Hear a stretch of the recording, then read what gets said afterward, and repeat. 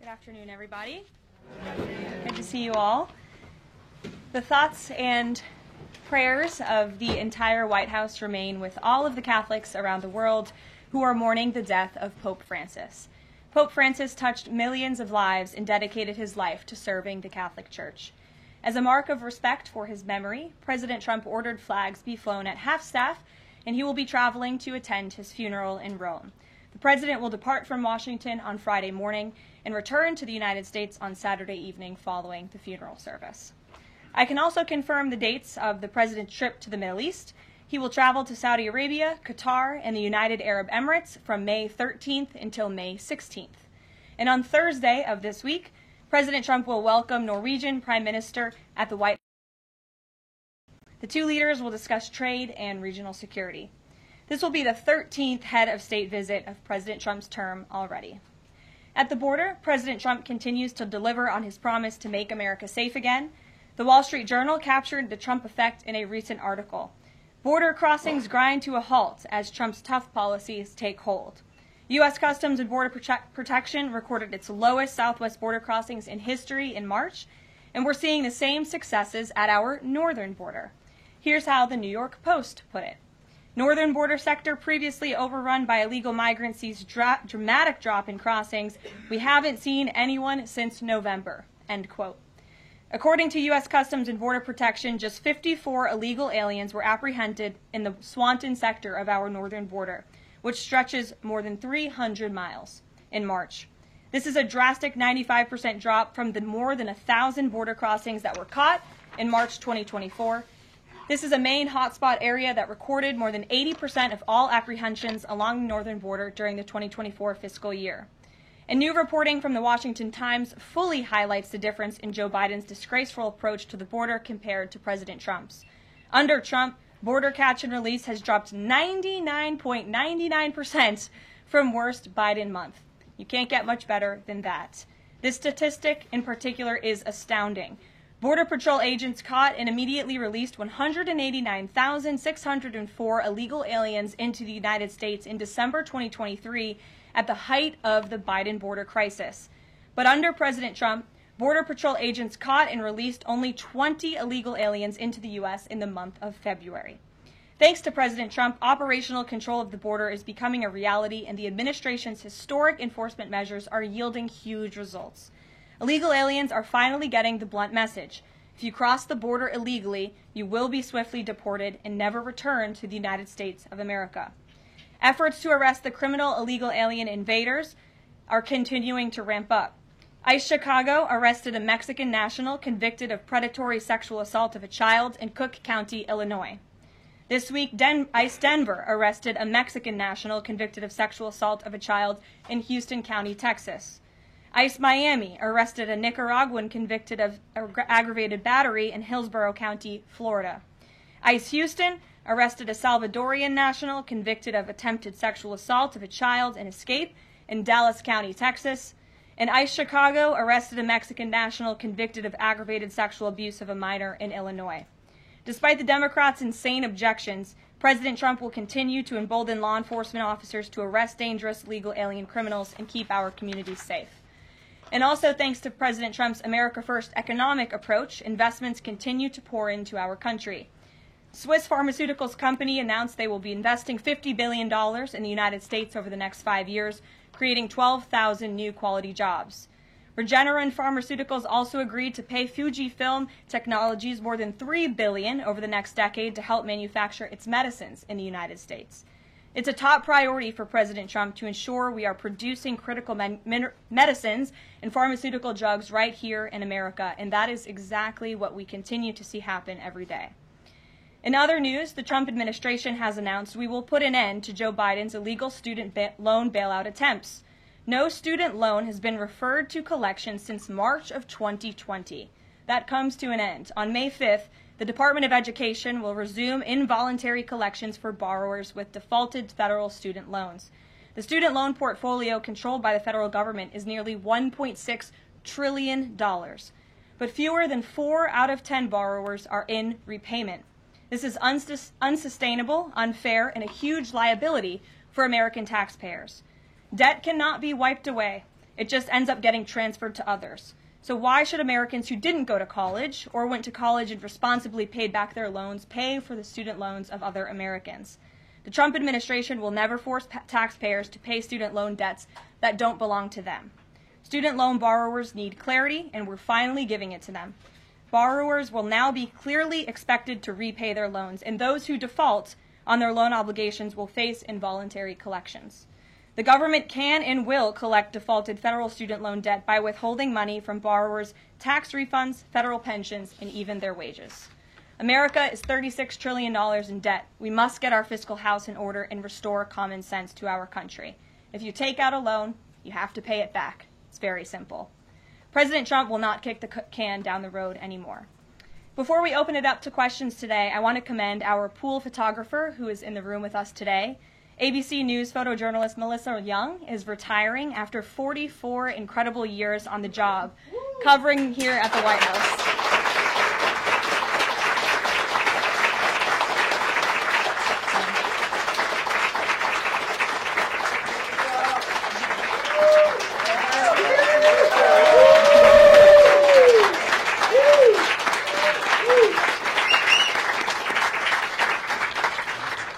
Melissa, congratulations. You have the largest round of applause I've ever heard in this room. So there's something we can all agree on, and you've had an incredible career here covering the White House. So congratulations to you, and we hope you enjoy retirement.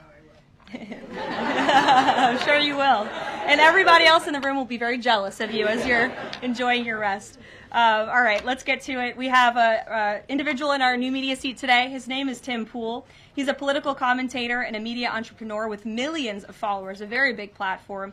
Currently hosts Timcast IRL, a daily news and discussions show, and The Culture War, a weekly podcast exploring cultural and political issues. His programs feature in-depth conversations on topics such as free speech, censorship, identity politics, and societal change, often engaging with a diverse range of guests. He's in Washington today because we are also hosting a local media row across the street in the Eisenhower building, which is a testament to our commitment to bring new voices into the White House to cover the president and this administration. So, Tim, why don't you kick us off today? Yes. Many of the news organizations that are represented in this room have marched in lockstep on false narratives, such as the Very Fine People hoax, the Covington smear, and now what's being called the Maryland Man hoax, where an MS-13 gang member adjudicated by two different judges, I believe, is just simply being referred to as a Maryland Man over and over again. Now, in an effort from the White House to expand access to new companies, you've created this new media seat. So I'm wondering if you can comment on, following this expansion, you've had numerous outlets disparage the companies that you've had sit here, as well as the reporters. I'm wondering if you could comment on the unprofessional behavior, as well as elaborate if there's any plans to expand access to new companies. Sure. Well, we certainly welcome diverse viewpoints in this room, which is one of the reasons we have you in here, and there's many new faces in this room in comparison to the previous administrations. We want to welcome all viewpoints into this room. We welcome unbiased journalists who really care about the truth and the facts and the accuracy, and you rightfully pointed out the Maryland Man story, which I, from this podium, when The Atlantic published it, on that very first day, I came to this podium and said, this is wrong. The press in this room have this story wrong, and we have seen more and more evidence come to the table that we have had all along. We were always right. The president was always on the right side of this issue to deport this illegal criminal from our community. And it is despicable to see the media continue to refer to this individual as someone who is just a peaceful man living his life in Maryland. This was and always has been an illegal criminal, an MS-13 gang member, and a designated foreign terrorist. And the administration maintains our position to deport these individuals from our community. So thank you for being here, Tim. It's great to see you. Thank you. Dasha, why don't you kick us off? Thank you, Karoline. You're welcome. I really appreciate it. I have two questions, one on the Pentagon and another on the economy. You said on Fox News that the entire Pentagon is working against Secretary Hegseth, but the people who were fired were Hegseth's own guys. So how do you square that, and what do you say to concerns that that's bad management? They were Pentagon employees who leaked against their boss to news agencies in this room. And it's been clear since day one from this administration that we are not going to tolerate individuals who leak to the mainstream media, particularly when it comes to sensitive information. And the Secretary of Defense is doing a tremendous job, and he is bringing monumental change to the Pentagon. And there's a lot of people in this city who reject monumental change, and I think, frankly, that's why we've seen a smear campaign against the Secretary of Defense since the moment that President Trump announced his nomination before the United States Senate.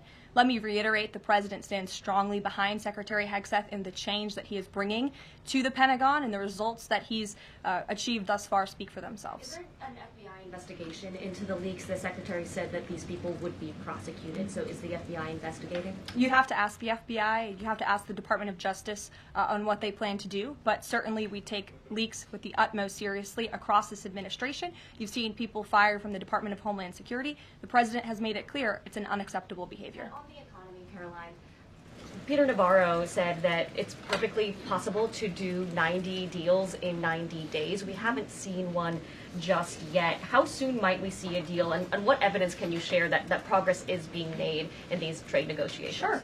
Well, I spoke to our entire trade team this morning. There is a lot of progress being made. We now have 18 proposals on paper that have been brought to the trade team. Again, these are proposals on paper that countries have proposed to the Trump administration and to our government.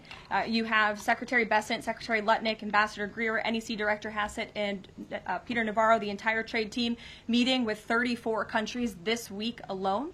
We are moving at Trump speed to ensure these deals are made on behalf of the American worker and the American people. And just yesterday, it seemed to get a little bit lost in the news, and I think it's a disservice to the American public that it did. The Vice President announced terms of reference for a trade deal with India. That is a big deal. We know when we look at the numbers, the monetary trade barriers and the non-monetary trade barriers from India, they have been ripping off the United States and American workers for a very long time. So the fact that the Vice President with Prime Minister Modi on that trip in India announced these terms of reference, which is essentially a framework to move the ball forward to sign a good trade deal between our two nations, is great progress, and it speaks to the work ethic and the real labor that's being put into this effort by the President's trade team. Sure. Go ahead. The proposals that you talk about, is that enough to extend the pauses on these reciprocal tariffs, or does the President need to see, these deals inked and signed to offer any sort of additional extension beyond the 90 days? Well, look, ask me in July when the deadline hits. I know I'll be answering those questions from all of you in this room. There's a lot of time left, and the President's trade team is working, again, at Trump speed as quickly as they can to ensure that these deals can be made. Are any of those conversations yet with China happening? I actually do have something to share on that. I asked the President about this before coming out here, and he wanted me to share with all of you that we're doing very well in respect to a potential trade deal with China. As I mentioned, there have now been 18 proposals in more than 100 countries around the world who are wanting to make a deal with the United States of America, and the President and the administration are setting the stage for a deal with China. So we feel everyone involved wants to see a trade deal happen, and the ball is moving in the right direction. Sure. Setting the stage for a deal with China, what does that mean? Has the President spoken directly with Xi yet? I don't have anything to read out on a direct talk between the President and President Xi, but we will continue to keep you updated. And Secretary Bessent reportedly today told investors that this trade standoff with China he expects will be de-escalating soon because, as he described it, reportedly the situation is unsustainable. Is the President considering taking steps to de-escalate the situation with China? Again, I just read you words directly from the President of the United States. Those are moments ago. That's where his head is at right now. Sure. Caroline, I have two questions, one on immigration and one on China. First on immigration. Roughly how many illegal immigrants and aliens do we have in our country, and how many does the administration plan on deporting? Sure. Well, you'd have to ask the Department of Homeland Security for a specific number, but we suspect it's definitely in the millions, perhaps upwards of 20 million people that were allowed into the country illegally by the previous administration.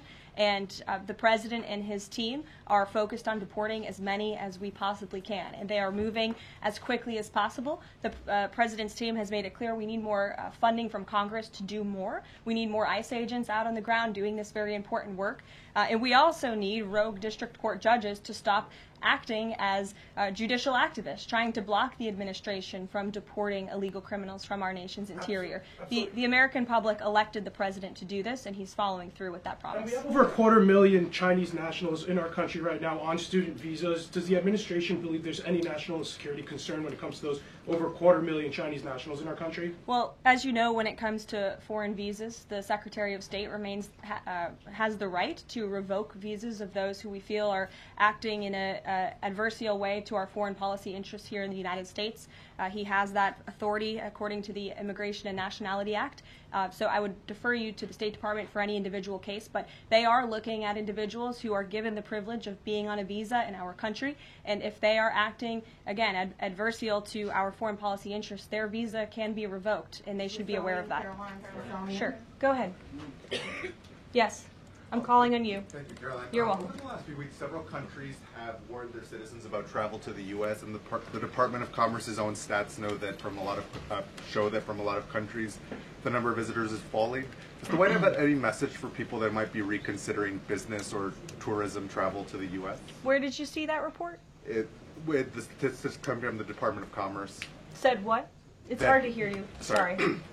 That visitors from a lot of countries have fallen in the last 3 months. I'd have to look at that report to comment on the merits of it. I think most people around the world recognize the United States of America is a great place to do business. It's a beautiful place to visit, and they should certainly come here because it's a much safer country than it was 4 years ago under the previous president. Libby, good to see you. A question about this upcoming announcement from HHS to ban food dyes. During the first week of the administration, the FDA announced that it's pulling its plan to ban menthol cigarettes. So 2 questions for you. How do you square a ban on menthol cigarettes being pulled and then announcing this ban on food dyes? And then how does the president feel about this upcoming ban that's that RFK is going to announce? Sure. Well, look, the Secretary of Health and Human Services, the president nominated him because he trusts him to make this country healthy again. It's not just a slogan. It really is a movement that has broken ground across the country. There's millions of people who believe in RFK Jr., Secretary Kennedy, and what he's doing. I don't want to get ahead of HHS with this historic announcement later and the details of it, but obviously the Secretary feels that he has reason and evidence to announce the ban on artificial dyes later, and I'll let him speak to that this afternoon. Phil. The president started the process of reclassifying more than 50,000 federal employees as Schedule F. We've already seen him march through a number of government agencies. I'm curious, should we expect mass firings, or is this a case-by-case approach, a scalpel or a sledgehammer? Well, look, as you saw on Friday, the president put out a statement about it. The Office of Personnel Management reclassified workers. They're now called Schedule Policy/Career. And all the president is trying to do is ensure that federal workers are being held accountable for corrupt behavior. If they are engaging in corruption as a government worker, they should no longer have their job. I think that's pretty common sense. He also believes that bureaucrats should be acting in accordance to the will of the American public, who duly elected this president. Not just this president, but all future presidents. If you work for the government, you should be adhering to the will of the American public and advancing the administration's goals and interests. And if you are not doing that, then you should go find another job whose interests you align with. So as for specific firings, I would defer you to the specific agencies, but the president in this move and Office of Personnel Management, it will make it easier to get rid of rogue bureaucrats who are engaging in corruption. And then another quick question about Sure. Google, real quick. A federal court ruled last Thursday that Google's dominance of online advertising and ad tech markets violated U.S. antitrust laws. I know the president has spoken to a number of folks in big tech, and Google CEO was even at his inauguration. I'm curious, what is the president's reaction to that court ruling? I'll have to ask him, and I'll get back to you, Phil. Thank you, Caroline. You're welcome. John. Thanks a lot, Caroline. Some economic questions for you. Kevin Hassett has been a key economic advisor to the president in both of his terms. In 2022... And he still is. And he still is. He was just in my office. Absolutely. In 2022, he said that the independence of the Fed is super important. That's a direct quote. Is that something that the president subscribes to? Does he still believe in the independence of the Federal Reserve? Well, look, I think the president has made his position on the Fed and on Powell quite clear. The president believes that they have been making moves and taking action in the name of politics rather in the name of what's right for the American economy. The president has the right to express his displeasure with the Fed, and he has the right to say he believes interest rates should be lower. He believes Americans should be able to borrow money cheaper than they currently are right now. And I also spoke to Kevin Hassett about the Fed as well, and he has called into question the Fed's independence and whether they are actually doing things, again, out of the best interest of the economy, or are they doing it for partisan reasons. The president wants to see interest rates lower. He has made that quite clear. We've also seen, if I may, I'm sorry, one more, Karoline, just about, I said 2 economic questions, about the dollar. We've seen the dollar at multi-year lows versus the euro and other currencies around the world. Is it the administration's policy for a strong dollar? How does it view the dollar versus other currencies around the world? The president wants to see the dollar remain as the world's reserve currency for our long-term fiscal stability and our economic growth. He's been quite clear about that. Sure. 2 questions. And then to the woman behind you, who I haven't seen before, welcome. Go ahead, Mary. Earth Day and then the Supreme Court, if that's okay. That's right. It's Earth Day. Yes. Happy Earth Day, everyone. I saw the president truthing about the garbage pileup from China in the Pacific, and then I believe Lee Zeldin is headed to San Diego to investigate the pile of sewage from Mexico. Can you speak to what the White House has planned for Earth Day and anything in that arena? Sure.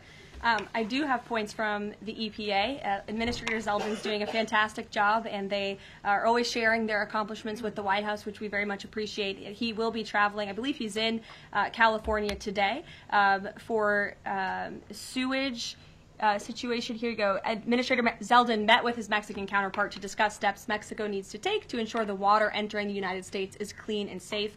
And he's holding a press conference in San Diego today with elected officials and local stakeholders on the Tijuana River sewage crisis. I would also add from the president himself, he has always maintained he wants America to have the cleanest air and the cleanest water. And we want to do what's right for our environment and for our earth. And a lot of that is making sure that we have clean and sustainable energy, and we know that we produce natural gas cleaner and more efficiently than any country in this world, and the president wants to see that continue. Thank you. And then on the Supreme Court, I know the court is hearing a case dealing with parents who don't want their kids having to read gender ideology books in schools. Can you comment on that case and what the Trump administration hopes to see come from that? Sure. We hope the Supreme Court will do the right thing, and the president has been very clear. He stands on the side of parental rights, and he believes strongly that parents should have a greater say in their children's education and the content, if you will, that children are being exposed to in our public school system.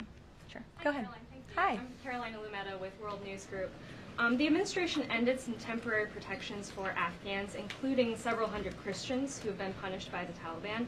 Is the president considering any exceptions for Afghans who could face death or torture if they return to their home country? So let's just be clear about one thing. We didn't end that proactively. It expired, and it's because the previous administration illegally paroled millions of people, or hundreds of thousands of people, into the country, and then gave them temporary protective status, which, again, is a temporary status. It's not a permanent status in this country. And if there are individuals here who came in through the Biden administration who want to claim asylum, there is a legal process to do that, and those cases will be adjudicated by a judge on a case-by-case basis. We have a legal immigration process in this country for a reason, and all this administration is trying to do is effectuate that. Reagan. Thank you, Caroline. I have 2 questions for you Sure. on immigration. March deportation numbers were down slightly from the same time period last year. SCOTUS recently ordered a pause on deporting Trinidad Tobago members with the Alien Enemies Act. I'm curious what other tools the administration is looking at to boost those deportation numbers. Sure. Well, we are obviously complying with the court's order. However, it was a temporary pause. The Supreme Court basically said, sit tight, and they will follow up with an order, and we're confident that the Supreme Court will rule on the side of law and recognize the president absolutely has the executive authority to deport foreign terrorists from our nation's interior under the Alien Enemies Act. We feel very strongly about that, and we're confident the courts will side with the president and his executive authority. As for deportations, we continue to deport illegal criminals under Title VIII, which is an immigration authority given to our Border Patrol agents and the Department of Homeland Security to deport illegal criminals from this country. And the administration continues to do that at record speed as quickly as they can with the resources that they have. The DOJ recently dropped charges against the MS-13 leader caught in Woodbridge, Virginia, with the idea that this will expedite the deportation process. Does the administration plan to drop charges against other criminal illegals to speed along the deportation process? You'd have to ask the Department of Justice. Obviously, that's within their purview, and I can't speak for them. However, it is our goal to deport as many illegal criminals and aliens from our country as we possibly can, as quickly as we can. Jackie. Thank you, Caroline. We've heard so much about this Saudi trip planning, and the president's mentioned it himself before, but I don't think we've ever heard on the record what he hopes to achieve in Saudi Arabia and what the purpose of the trip is. Sure. Well, the president looks forward to this. It was supposed to be his first foreign visit, but of course now he is going to Rome this weekend to honor the Pope and attend the funeral. The president looks to strengthen the ties between the United States and these countries in which he will be visiting. He'll be having many bilateral meetings and talks, and we look forward to the trip and hope to see many of you there. And the meetings in London this week, do they have any nexus with the plans in Saudi Arabia? I can't speak to that. However, I do have an update on meetings when it comes to the Russia-Ukraine war. I was just in the Oval Office with the President, Steve Witkoff, and they wanted everybody to know that the negotiations continue. We feel, again, we're hopefully moving in the right direction, and the special envoy, Steve Witkoff, will be heading to Russia again later this week to continue talks with Vladimir Putin. Is that why Rubio is not heading to London? Is he accompanying Witkoff to Moscow? I can't speak for the Secretary of State's travel schedule. I'd defer you to the Department of State. And more broadly, just about the peace agreement, the talks that are ongoing. Secretary Rubio had said that if things don't go the right way, that the U.S. might need to take a step back. What does stepping back look like? Is that a step back from brokering peace, or would that imply a broader withdrawal from U.S. support for Ukraine and the war?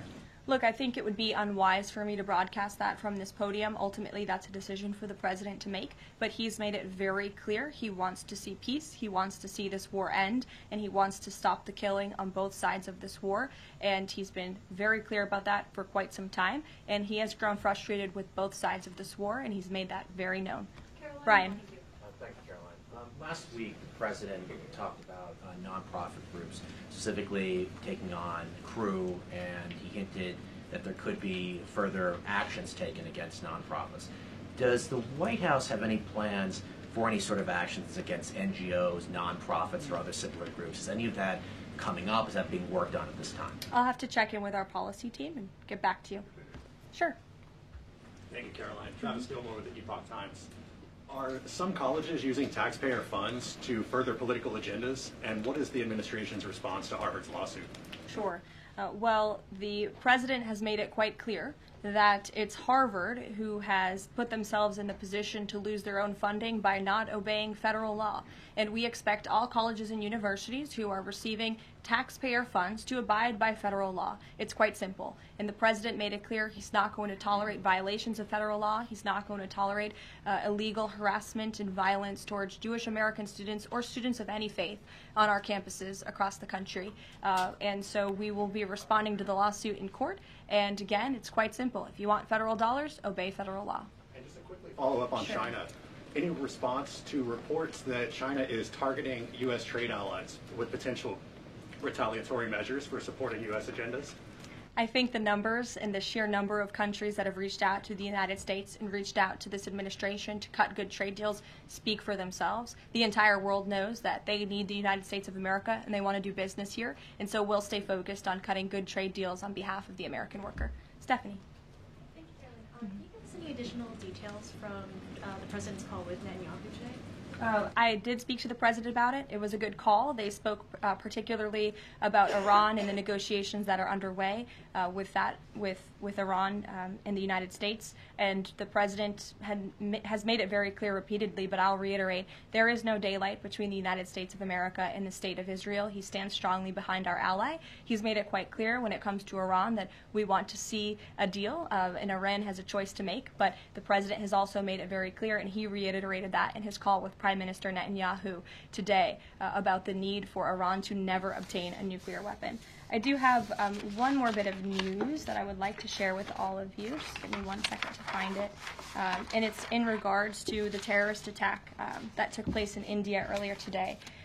The president has been briefed by the National Security Advisor, and he's being kept up to speed as more facts are learned. What we know already is dozens were killed and even more were injured in a brutal terrorist attack in a popular tourist location in South Kashmir. President Trump will be speaking with Prime Minister Modi as soon as he possibly can to express his heartfelt condolences for those lost. And our prayers are with those injured and our nation's support for our ally, India. These types of horrific events by terrorists are why those of us who work for peace and stability in the world continue our mission. So we'll give you a readout of that call later this afternoon. There's a lot of work to be had. You may hear from the president later this afternoon as well, and we'll see you all later. Thank you.